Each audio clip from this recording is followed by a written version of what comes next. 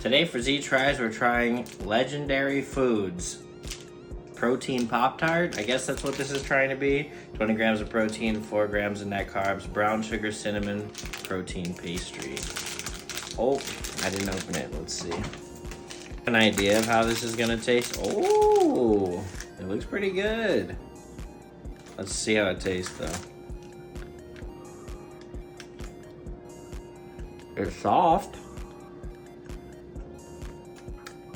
Wow, it tastes pretty good. For a protein, one serving, 180 calories. 20 grams of protein, it tastes pretty good. Well, Z approved.